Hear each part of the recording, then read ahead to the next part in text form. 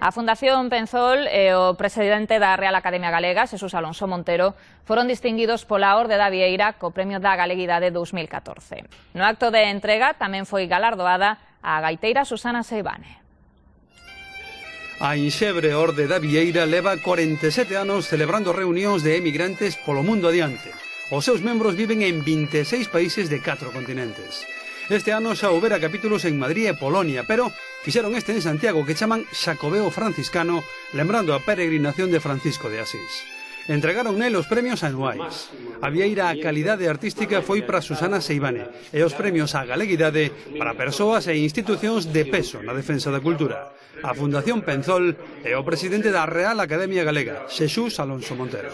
E a cultura é a garantía dun pobo, e o idioma é a garantía da supervivencia desa cultura e dese pobo.